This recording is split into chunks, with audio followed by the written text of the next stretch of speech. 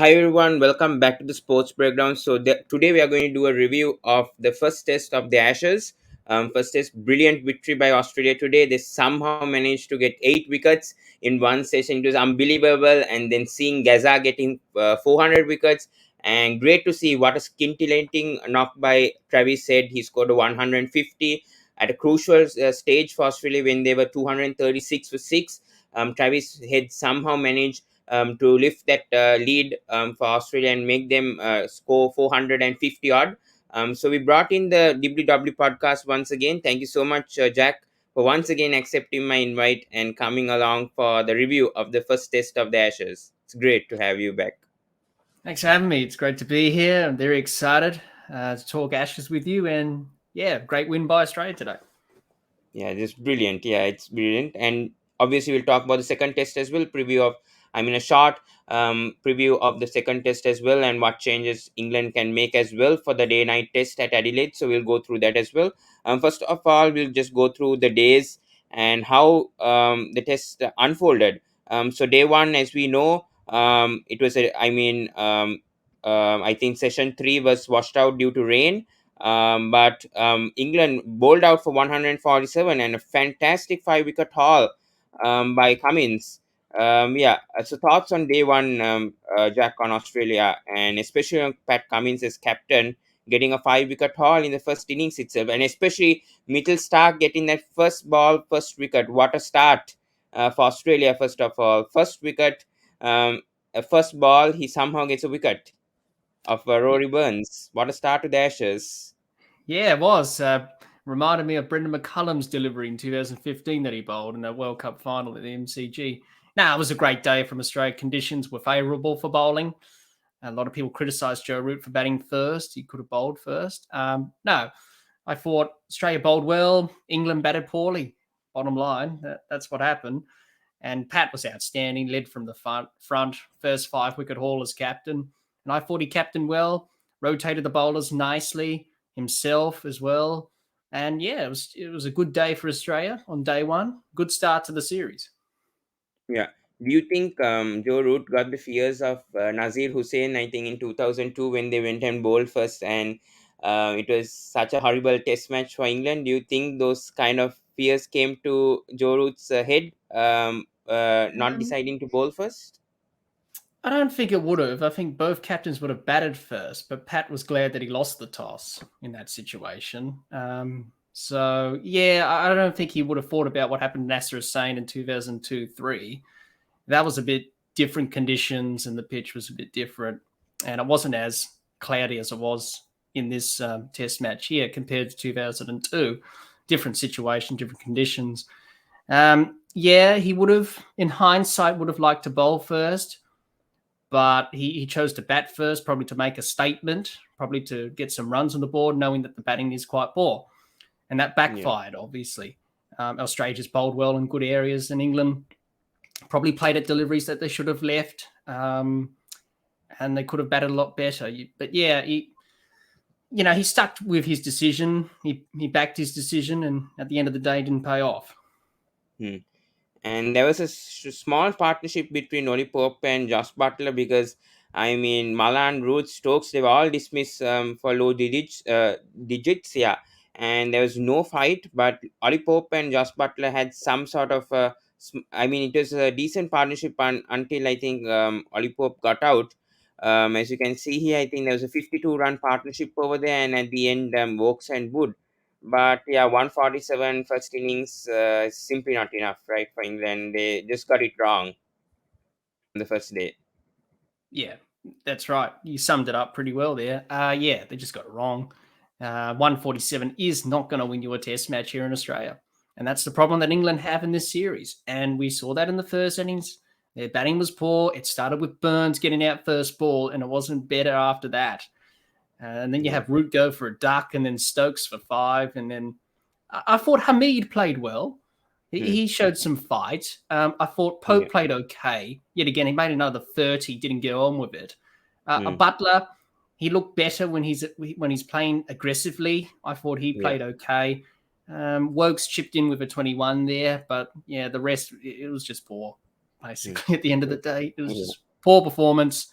and they've got a lot of work to do, England, in this series. Yeah, great from Cameron Green getting a debut wicket. He got Oli Pope as his first wicket, and Pat Cummins, brilliant captaincy. It's great to see a bowler captaining, and I loved his tactics, especially in the first innings.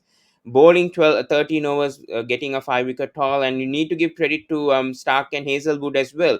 The trio fast bowlers somehow intruding the England batsman in the first day. His thoughts on the Australian pace bowlers getting all the wickets. Yeah, they did their job, basically. It's a very good attack. They provide something different. Each of them are different bowlers.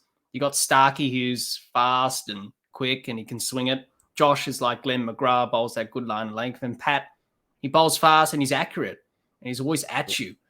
And Nathan Lyon did well as well in the second innings, obviously. Yeah. But Cameron Green Yeah. did well as well in this first innings, picking up a wicket of Pope. Yeah, they all did their jobs well, and they knew their roles. Create pressure, bowl good lines and lengths, and challenge the England batsmen, and they certainly did that. So overall, it was a very good performance, and that's what you can expect from this Australian attack. They're always going to be at you, and they're always going to be challenging you. And for England, unfortunately, they couldn't take the challenge up and got bowled out for 147. Yeah. Let's talk about Australia's first innings right now. And yeah, Warner unfortunate to miss 100 once again. I was rooting for Warner to get 100, but he missed it. Labuschagne batted brilliantly, I would say. He's 74 knock. He batted superbly in my opinion. And then obviously Travis Head, the man of the moment for Australia, scoring a 150. I think Australia were around 236 for six, and then I think Carey came before that. Travis Head came before that, but Travis's head situation wasn't that great before the first test. People were doubting whether Kavaja might actually play at number 5. So your thoughts on this important knock by Travis Head batting at number 5, with all the uncertainties around him, whether maybe he would should have been dropped in the playing 11, and then he proved all the doubters wrong with this knock right now. So your thoughts on Travis Head? Yeah. Yeah, it was a brilliant knock. I think this will set Travis Head up quite well in his career. To score an Ashes century in Brisbane, people remember you for these moments. And for Travis Head, this will get him started in his career. He's had a bit of a stop-start career. He's had a lot of pressure and criticism. He's proven the doubters wrong. He can score quickly. He was striking over 102. You know, he came in, he was a bit scratchy at the start, and he scored 100 in a session. You know, the first man to do that at the Gabba in a test match. It's unbelievable. You know, I've seen this in Sheffield Shield cricket. You know, early this summer, he scored 200 in a one-day match for South Australia against Queensland. You know, he can do it, Travis Head. When he plays aggressively, plays his shots, you know, he's dangerous. And he's a perfect fit for Australia at number 5. So I think Australia will be sticking with him for a very long time at number 5. You know, he's going to be hit or miss. You know, he's going to miss the odd innings. He'd probably get out cheaply, but that's what you expect with him. But if he can play innings like this, then he'll put Australia into good position. So I was very pleased.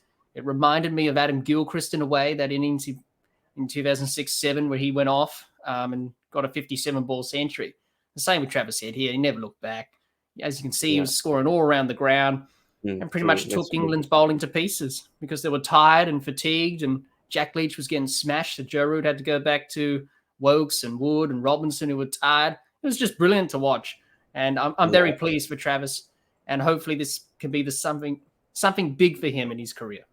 And as you can see in the wagon wheel, you summed it up very well, Jack, about Travis Head, because he scored all where, I mean, on the leg side and on the offside. He just looked comfortable being on the field as a batsman. He just controlled the innings really well and brought Australia to a fantastic lead, I would say. I mean, getting dismissed for 425, they were in a sort of a bit of a trouble, I would say, when they were 236 for 6. Maybe they would have been bowled out for 300, but fantastic knock by Travis Head. And how unfortunate was David Warner, 94, very soft dismissal to get out. But yeah, thoughts on David Warner's knock as well, and Labuschagne as well, because Labuschagne played a brilliant knock for me. Even though he scored for 74, he showed some intent, in my opinion, and the way he batted was just outstanding. So thoughts on both of them as well. Yeah, both of them played well. That partnership between them was very crucial. When Harris departed early, they took their time, batted responsibly, picked off the bad balls, respected the good balls, because England were bowling well. They were bowling really well in periods. And 156 for the second wicket pretty much set up Australia in this match, really. And they really took the pressure off the rest of the batting. So, David Warner, he got a bit of luck. He got that no ball off Stokes, obviously, when he got bowled. Got dropped on 48 from Burns, which didn't help England's cause. So he had a bit of luck. It would have been nice if he got the century, but, he got out to a good delivery that just held up a bit, and he chipped it up in the air. But he did his job, He did his job. Labuschagne did his job as well, and that's what you need to do. So it's great signs that Warner and Labuschagne are firing. Let's hope Steve Smith gets some runs in the next test. He had a quiet test. But as long as if you have Travis Head, Warner, and Labuschagne and Smith contributing, then Australia will post very big scores in this series. And even the tail. We have a good tail. Cummins, Stark, Lyon, Hazelwood can bat. So it's good to see them scoring runs as well. So the batting is looking pretty good after this first very test. important partnerships. As you said, the Head and Cummins, and then Head and Stark. I think that was a crucial partnership over there. The 7th and 8th wicket was very, very crucial for Australia to get that 425. And at the end of day 2, I think they were 343 for 7. They had a 196 run lead, which was simply fantastic. And they've unfolded, obviously, getting all out for 425. So a great first innings total, you would say, Jack. On this GABBA pitch, and especially Head contributing with most of his runs. So thoughts on that lead, Jack, heading to the second innings, a big lead, I would Yes, say. it was. It was a big lead, 425. So in the end, it was a 278 lead, which was pretty handy when you're batting second to get a good first innings lead, put pressure on England, and that's what Australia did. So Australia would be happy with that. We lacked that last summer against India. We weren't able to post big scores. I think our highest score was in the 369 in Brisbane against India in the last test. That was our highest score for that series. So to get 425 in the first test is pretty good. And, in Australia, once you get in on these surfaces, it's good for batting. And we saw that at the GABBA. You can get value for your shots and score a lot of runs with a quick outfield here in Brisbane. So Australia will be pleased with that. And obviously England, on the other hand, will be quite disappointed by the scores they posted. But, very good for Australia. Good start with the bat to start this big Ashes series. And talking about the technology going down and the GABBA and Ben Stokes, 13 no balls. I think 10 no balls weren't counted.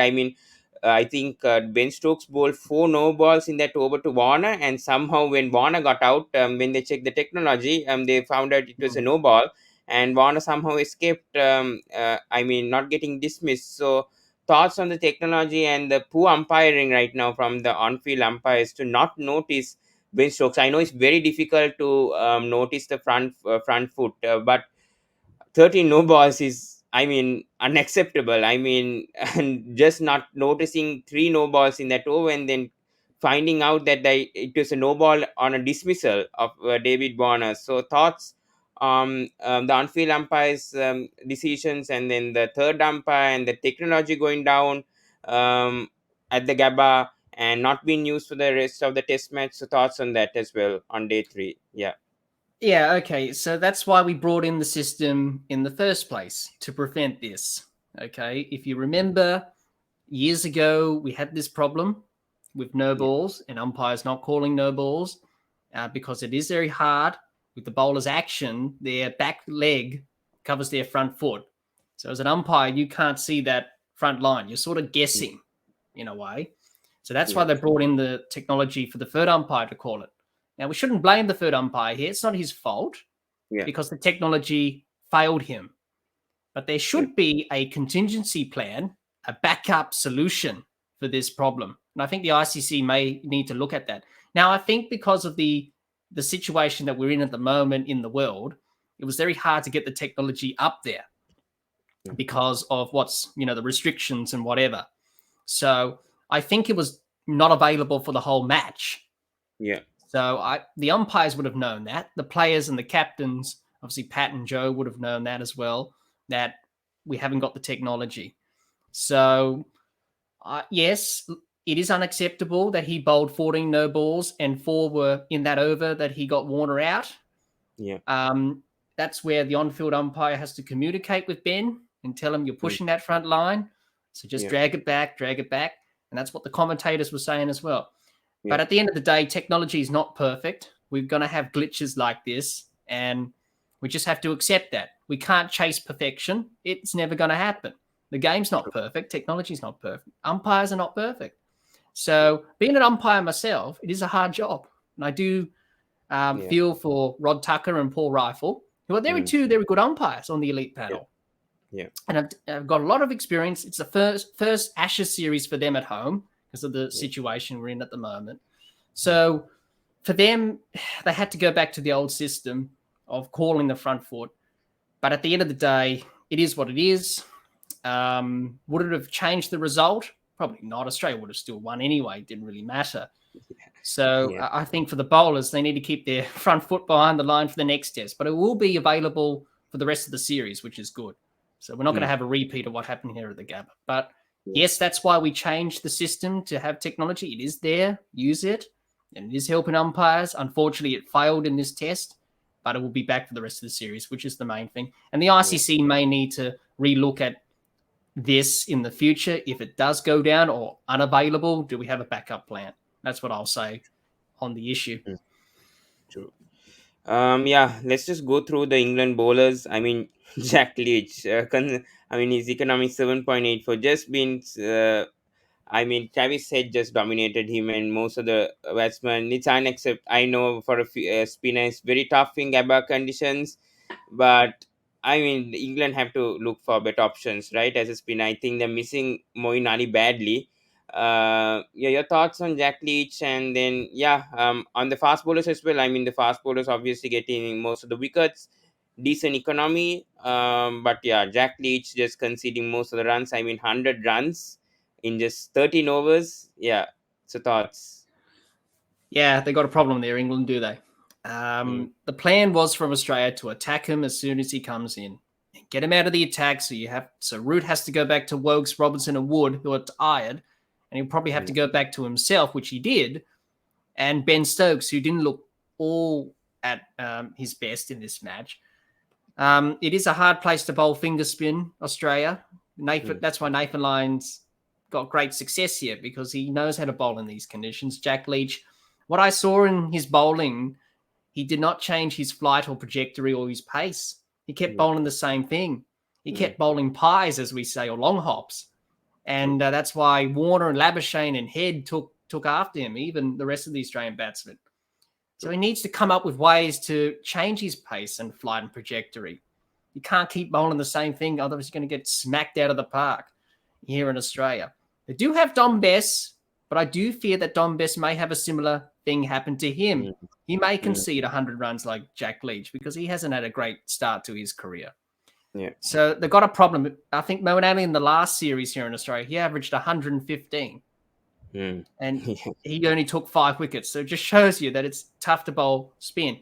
So maybe Root needs to bowl more of himself, because he's a good spinner, Root.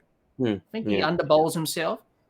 Got Cummins out as well. So Jack Leach has got a problem. He needs to rethink, because they are going to attack him, and he needs to come up with ways to, get him out and change his pace and that. Take a leaf out of Nathan Lyon's book, who bowled superbly today.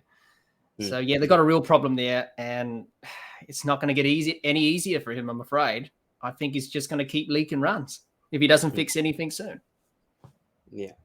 What about the bowling? The fast bowling attack. Do you think they missed Anderson and Broad? I know anyone will obviously miss Anderson and Broad with how the experience they have. But your thoughts on Robinson, Woakes, and Wood on how they bowled in the first innings for you? Were you impressed with them? Do you think they could have bowled a bit better? The areas that they bowled, the lengths they bowled, could they have done a better job? I think Robinson and Wood were the standouts. Woakes did okay. At times, he was a bit inconsistent, didn't quite hit his line in late. But Robinson and Wood were very good.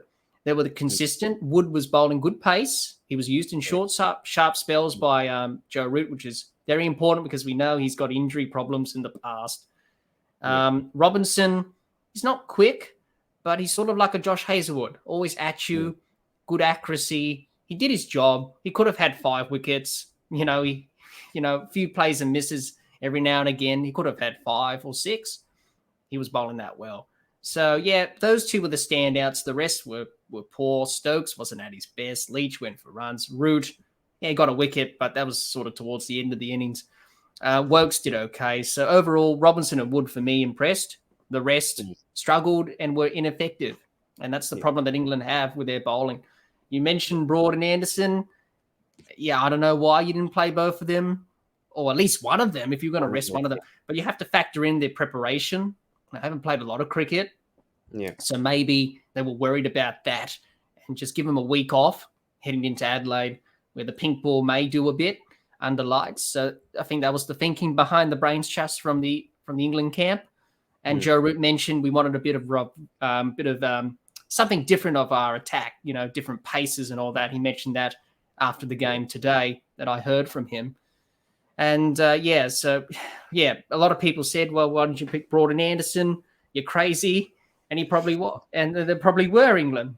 And at the end of the day, hindsight's a wonderful thing. But I think Australia still would have won anyway if Broad and Anderson were in anyway. So let's go through day 3, and obviously the partnership between Malan and Root, which frustrated Australian bowlers. I mean, their 159 run partnership, I think, at the end of day 3. Hamid and Burns getting out pretty early. I mean, again, Hamid did okay, but that partnership between Malan and Root, heading to day 4, I think they would have had. I think England had a fantastic day 3.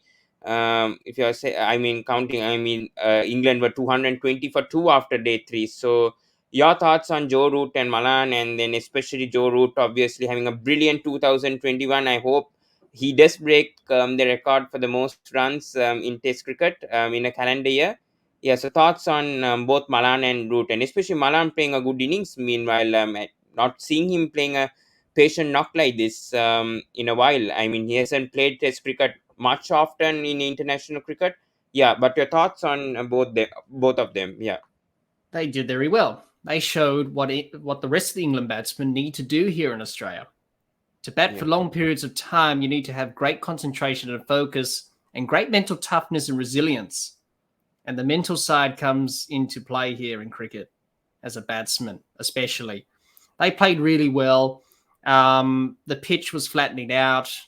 That's what it does in Brisbane. It becomes easier to bat on day 3. And, they just got in, got set. And at times, Australia were tired and pounced on loose deliveries. 162 is a great partnership.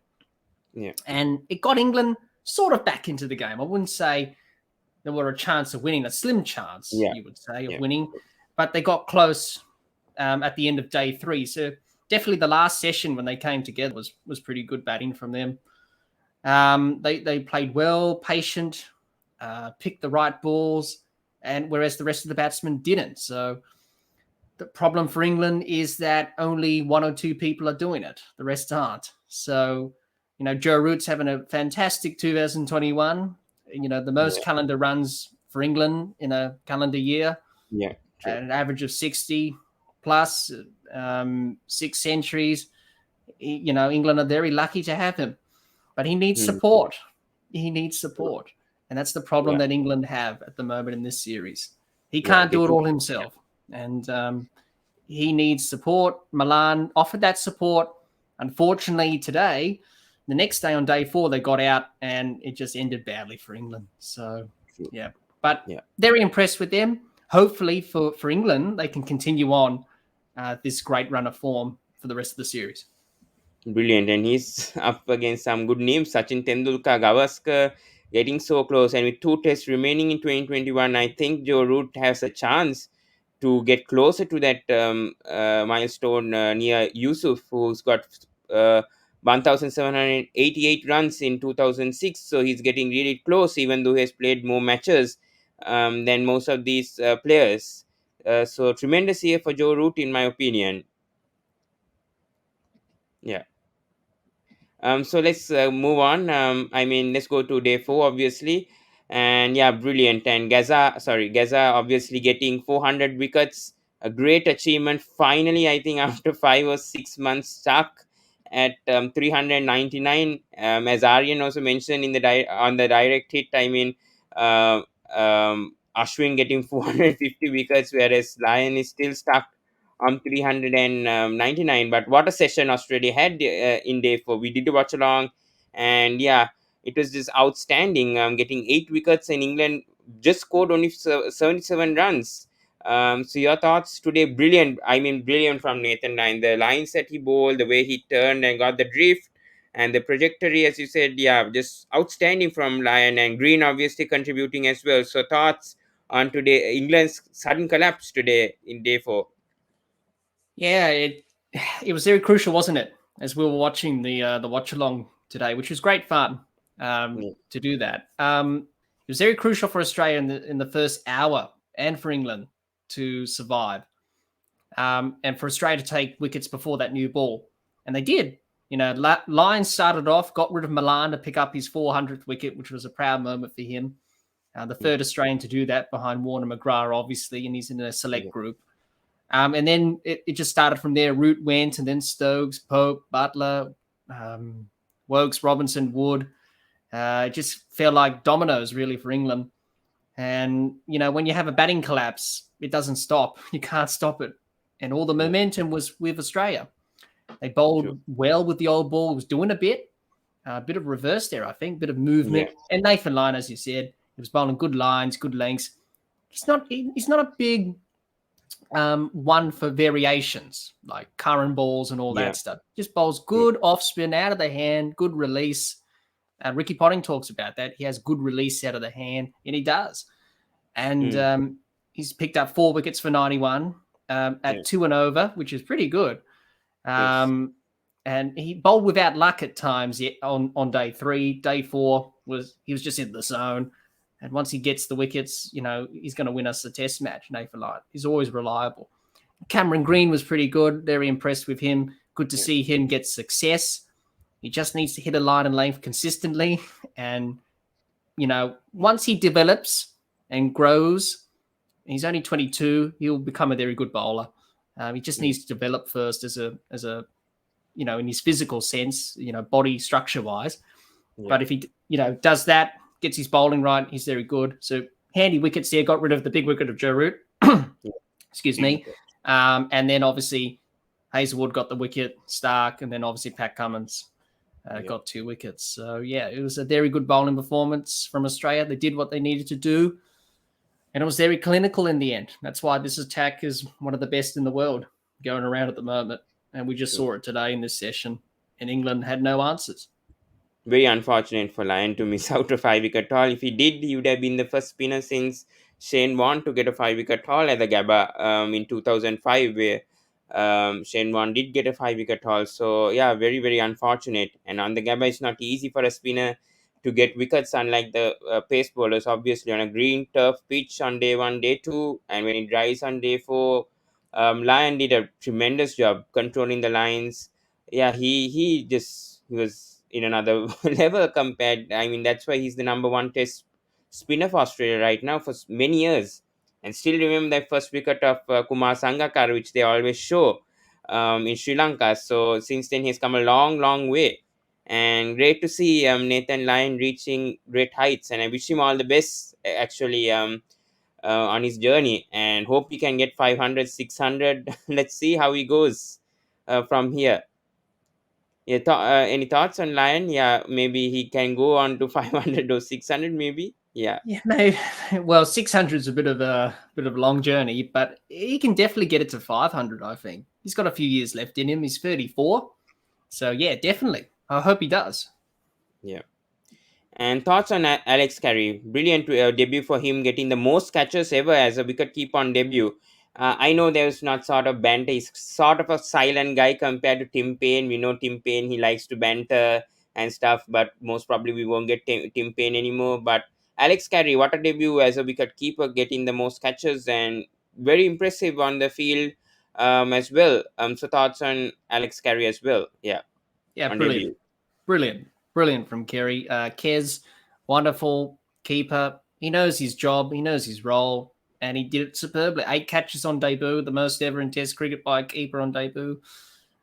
He wouldn't have thought of that record Yeah. because you don't play for records in the game, but he'll be very happy with how he went. With the batting, he only made low scores, but really, the keeping was superb. He wasn't mentioned at all, really. He kept Mm. well to Nathan Lyon, kept well to the quicks. Just a very good cricketer, Carey. And I think playing international cricket before ODIs and T20s has helped him on Mm. debut because he's not nervous as much. He knows what to do because he's already done it before for Australia in ODIs and T20s. And that put him in good stead in this test match. So, yeah, I think Carey has a bright future. And I wish him all the best, obviously, and hope he can continue on as Australia's keeper Yeah. for many years to And come. yeah, and with nothing much to talk about the fourth innings, just they had 20 runs to score. Shouldn't have lost a wicket, in my opinion. Carey got dismissed by beauty by Robinson, but still, Harris and Rabushang somehow managed to get the victory runs. So, not much to talk about over there. Unfortunately, they couldn't win it by 10 wickets. That's only it, I would say. Yeah, well, at the end of the day, it doesn't matter how much you win Yeah. by, really. But a 10-wicket win would have been convincing, but a 9 Mm. wicket win's still better. It doesn't really matter for Australia losing a wicket there in that last session, in that second innings, I should say. It didn't matter. They were only chasing 21s anyway. So, yeah, Yeah. convincing win in the end. Yeah.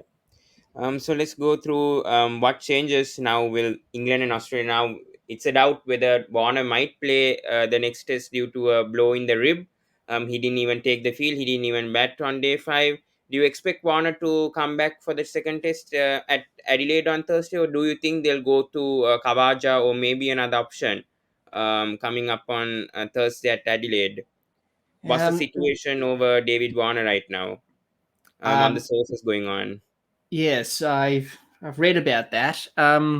Now he's got bruised ribs, so I think he will play. Pat said he's got bruised ribs. We didn't want to risk him in the second innings. They were only chasing 20 runs anyway. Send up Carey anyway. It doesn't matter. Yeah, Keep him on the sidelines to rest the ribs. He didn't break any ribs, which is good. He's only yeah. bruised them, so I think he'll play in Adelaide. If not, then Kawasha comes in to open. But I think David Mm. Warner will play in Adelaide for the next test. I think Yeah. he'll be right. And obviously, I think for England, I think Anderson and Broad both will be back. That's why they rested both of them to somehow try to get a victory over there in Adelaide. But talking about the openers, do you think Zach Crawley or maybe even Zach Crawley might replace Rory Burns with how he's performing, or would you stick with Hamid and Burns right now? Even though Burns did struggle in this Test match, would you see a change in the opening, or maybe in the middle order also they struggled a bit. Hmm.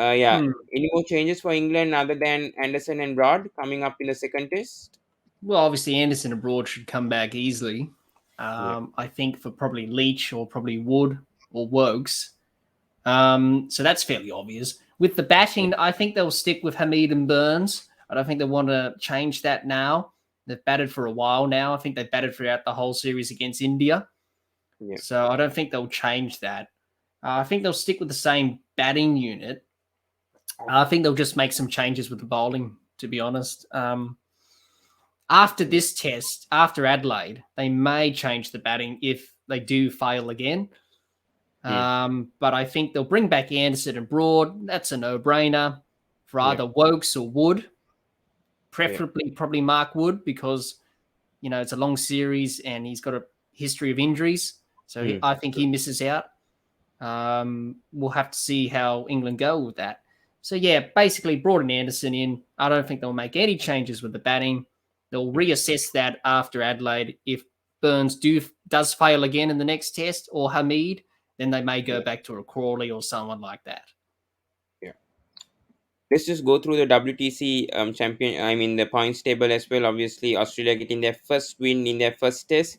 I hope Australia do make it to the finals this time around, and make things interesting. Yeah.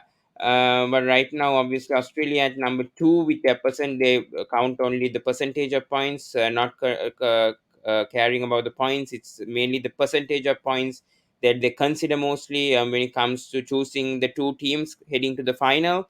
So this time, I think Australia have a good run. I think. Do you think Australia can make it this time to the WTC final somehow, missing out last year with the series that's coming up for Australia this time around? Is it I think we possible? can. Yeah, I think we can. We've got some tough series though. We're going to Pakistan, Yeah, Sri March, Lanka, and India. So that's going to be tough in India. And in the fourth Pakistan, we haven't been to Pakistan for a while. Sri Lanka, the last tour there wasn't great in 2016. I remember 16, that. yeah. It wasn't great. So those series are going to be tough away. But yeah, I think we're a good chance. But you've got teams like Pakistan doing really well, India, New Zealand, England. They're going to be up there as well. So it's going to be very interesting to see who makes it to the final in 2 years' time. But yeah, Yeah. we're a good chance. We're determined after what happened last year when we missed out because of slow over rate. And obviously, England Mm. have been Now fine. I think they lost 5 points right now because Yeah, of slow overrates. Five yeah, they did. ICC points were docked. Yeah. Hmm. So yeah, I think we can definitely challenge for the final, but it's a long way to go. It's 2 years Yeah. from Long now, time to go. so yeah, 2023. Yeah. we'll see how we go. Yeah. So we'll end things over there. Thank you so much, Jack, for coming today. We somehow managed to, analyze on the first Ashes test, and hope the second test goes well at Adelaide and at a convenient time for all subcontinental people also to watch the day night. So interesting to see a pink ball test back in Test cricket, and it's going to be really, really interesting to see how both teams are going to do. And yeah, since it's in your hometown as well, at Adelaide as well, so it's going to be great to see what's going to happen. So thank you once again, Jack, for joining the sports breakdown for this review of the first test. Yeah. Thanks for having me. I'm glad to be Yeah. here as always, Bowen. Thanks for having me. Very excited to talk about the Ashes, and yeah, thanks for having me Yeah. on again. Long series ahead and so much cricket going on. Yeah, but please do subscribe to sports breakdown. Please click the notification bell on, and please do check the Dibbly Dobbly podcast on Spotify, Apple, and on Anchor TV as well. And please do check their YouTube channel as well. I'll send all the links and their social media handles as well, so then you guys can follow Jack and what he's doing, his latest episodes and updates. On He's doing a fantastic job bringing in special guests, and especially Jared Kimber in that last video on the Ashes, road to Ashes. Yeah, so that was really good. So keep up the good work, Jack. And yeah, we'll end things. Thank you so much, guys, and see you in the next video. And have a safe journey. Yeah.